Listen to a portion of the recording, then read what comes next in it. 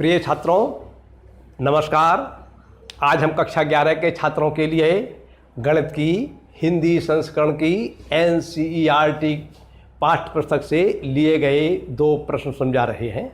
ये प्रश्न नंबर 1 और प्रश्न नंबर 2 है, जो प्रश्नावली 3.4 के हैं, पेज नंबर 86 पर। आज के हमारे प्रश्न है, निम्नलिखित समीकरणों को मुख्य हल तथा व्यापक हल ज्ञात कीजिए। पहला समीकरण है tan x बराबर √3, दूसरा समीकरण है sec x बराबर 2। हमारे लिए दो त्रिकोणमितीय समीकरण दिए हुए हैं। इन दोनों समीकरणों के हमारे लिए मुख्य हल और व्यापक हल ज्ञात करने हैं। ये पहला समीकरण है tan x बराबर √3, दूसरा समीकरण है sec x बराबर 2। क्लियर? तो जैसा कि आपको मालूम है या मालूम होना चाहिए कि जितने भी त्रिकोणमितीय समीकरण होते हैं उनके दो प्रकार के हल होते हैं। एक हल कहलाता है मुख्य हल और एक हल कहलाता है व्यापक हल। मुख्य हल x का ऐसा मान होता है जो दिए गए समीकरण को संतुष्ट करे, साथ ही साथ जिसका मान जो है वह अंतराल 0 से 2 पाई के मध्य हो। अर्थात जो कोण हमारा x है उसका ऐसा मान जिसका मान 0 के बराबर हो या 0 से बड़ा हो और 2 पाई रेडियन से छोटा हो। यदि हमारे लिए x के ऐसे मान प्राप्त हैं तो उन मानों को हम कहते हैं मुख्य हल। तो मुख्य हल ज्ञात करने के लिए हम ऐसे कोण ढूंढेंगे, x के ऐसे मान ढूंढेंगे जो इन समीकरणों को संतुष्ट करें, साथ ही साथ जो इस अंतराल के अंदर आकर पड़े। तो देखिए, पहला समीकरण है tan x बराबर √3। पहले समीकरण का पहले प्रश्न का हल बतला रहा हूं। और आप जानते हैं tan π/3 का मान जो है वह √3 के बराबर होता है, इसलिए इस √3 के स्थान पर हम लिख सकते हैं tan π/3। और ये √3 जो है वह धनात्मक है और tan का मान जो धनात्मक जो होता है वह पहले चतुर्थांश में भी होता है और तीसरे चतुर्थांश में भी होता है। पहले चतुर्थांश में जो कोण पड़ता है वो 0 अंश का होता है या 0 से बड़ा हो जाएगा, और तीसरे में पड़ेगा वो 0 से बड़ा हो जाएगा और 2 पाई से छोटा हो जाएगा, और इस समीकरण को संतुष्ट भी कर देगा।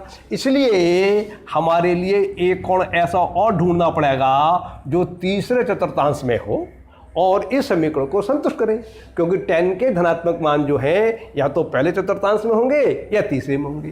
तीसरे चतुर्थांश में tan का कोण ढूंढने के लिए हम कर देंगे पाई प्लस π/3, क्योंकि ये हो जाएगा हमारा tan 4 π/3, और tan 4 π/3 का मान जो है वह भी √3 के बराबर होता है, और 4 π/3 जो है वह हमारा 0 से 2 पाई के अंतराल के अंतर्गत भी आता है।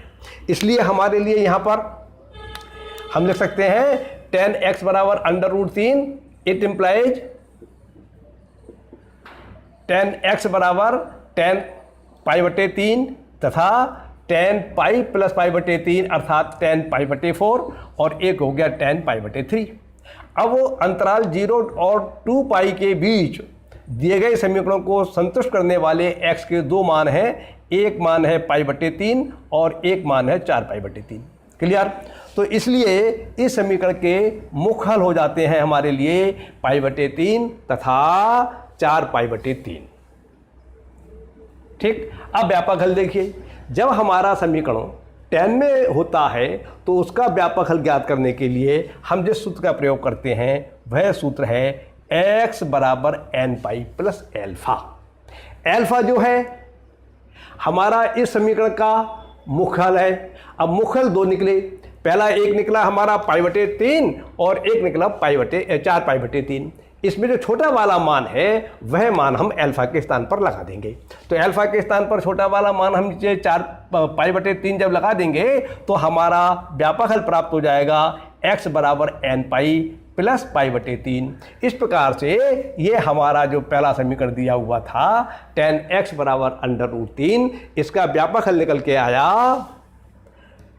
x बराबर n पाई प्लस π/3, और जहां n जो है बिलोंग्स टू z, जेड जो है वह धन पूर्णांकों का, वह पूर्णांकों का समुच्चय है, चाहे वो धनात्मक हो, चाहे ऋणात्मक हो, चाहे जीरो हो। इस प्रकार से ये प्रश्न आपका हल हो जाता है, पहला वाला। अब दूसरा प्रश्न देखिए, दूसरा समीकरण दिया है आपको sec x बराबर 2, इसको हम व्युत्क्रम करके बना लेंगे cos x बराबर 1/2। और जैसा कि आप जानते हैं cos x का मान जो है ये यहाँ पर धनात्मक दिया हुआ है, और cos x का धनात्मक मान जो है वह एक तो पहले चतुर्थांश में होता है और एक दूसरे चतुर्थांश में होता है। क्लियर? और वे मान जो है 0 और 2 पाई अंतराल के अंतर्गत होंगे, इसलिए cos x बराबर 1/2 या sec x बराबर 2 के दो मुख्य मान होंगे। क्लियर? अब 1/2 को संतुष्ट करने वाला ऐसा मान x का जो पहले चतुर्थांश में होगा वह तो π/3 होगा, और जो चौथे चतुर्थांश में होगा वह होगा 2 पाई माइनस π/3। तो इसलिए हम इस 1/2 के स्थान पर लगा सकते हैं π/3 अथवा cos, यहाँ पे लिख देंगे cos π/3 अथवा cos 2 पाई माइनस π/3, और इसको जब सॉल्व करेंगे तो हमारे लिए फल प्राप्त हो जाएगा cos 5 π/3, और ये cos π/3 वैसा का वैसा लिखा रहेगा। इसका मतलब ये हुआ कि इस जो हमारे लिए प्रश्न दिया हुआ था, समीकरण दिया हुआ था, उससे हमारे लिए हल प्राप्त होता है cos x बराबर cos π/3 अथवा cos 5 π/3। अब x का एक मान तो ये है π/3 और एक मान है 5 π/3। ये दोनों मान जो हैं वह अंतराल 0 और 2 पाई के बीच में पड़ रहे हैं, साथ ही साथ इस दिए गए समीकरण को भी संतुष्ट कर रहे हैं। अतः इस समीकरण के हमारे मुख्य हल हो जाएंगे π/3 तथा 5 π/3। ये तो हमारे मुख्य हल हो गए।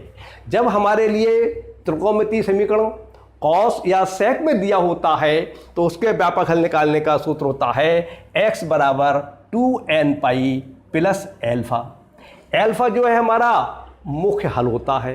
अब यहाँ पर मुख्य हल दो होते हैं हमारे, एक π/3 है, एक 5 π/3 है। तो यहाँ पर जो छोटा कोण होता है, जो हमारा x का छोटा मान होता है, उसको हम एल्फा मान लेते हैं, और इस सूत्र में जो हम प्रतिस्थापित कर देंगे तभी इसका हमारे लिए व्यापक हल प्राप्त हो जाएगा।